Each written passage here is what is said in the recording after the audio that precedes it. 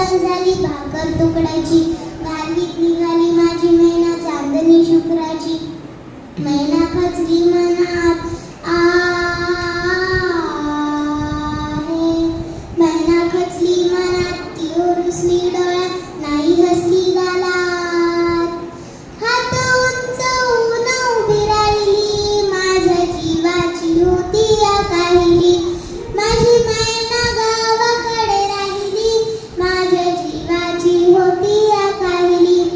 अण्णाभाऊ साठे नावाचा क्रांती सूर्य 1 ऑगस्ट 1920 या दिवशी सांगली जिल्ह्यातील वाळवे तालुक्यात वाटेगाव या खेडेगावात उगवला.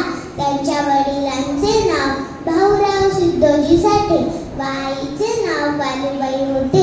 त्यांच्या लहान भावाचे शंकर व बहिणीचे नाव साईबाई होते. अण्णाभाऊ हे थोर साहित्यिक होते.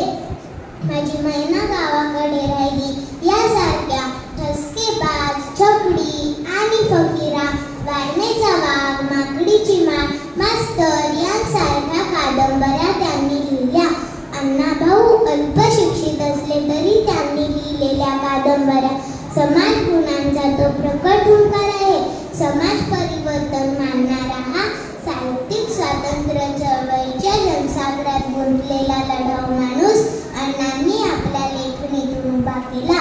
ग्रामीण, पददलित आणि लाचारीचे जिणे जगणारी माणसे त्यांनी आपल्या खास शैलीत उभी केली. त्यांच्या लेखणीत मजूर, दलित, कष्ट करणाऱ्या कामगारांचे खरेखुरे जगणे असायचे. अतिशय सामान्य वागणे असणारे अण्णाभाऊ श्रम करणाऱ्या मंडळींचे जगणे, त्यांच्या व्यथा घेऊन रशियामध्ये गेले होते. जगावर भुरळ घालणारे अण्णाभाऊ साठे यांना माझा मानाचा सलाम सलाम सलाम. जगबदल घालून निघावं, सांगून गेले माझे भीमराव, असे अण्णाभाऊ म्हणायचे. डॉक्टर बाबासाहेब आंबेडकर यांनी दिलेल्या समतेचा, समरसतेचा विचार त्यांनी सर्वसामान्यांपर्यंत पोहोचविण्याचे कार्य केले. चंद्रप्रभा आणि सूर्यतेज ज्यांच्या लेखणीतून स्फुरले, चंद्रप्रभा आणि सूर्यतेज ज्यांच्या लेखणीतून स्फुरले.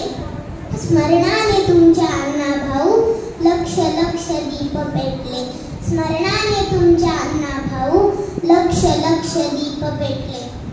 कित्येक जळणाऱ्यांचे पाहून डोळे दिपले. कित्येक जळणाऱ्यांचे पाहून डोळे दिपले. स्मरणाने तुमच्या अण्णाभाऊ लक्ष लक्ष दीप पेटले. स्मरणाने तुमच्या अण्णाभाऊ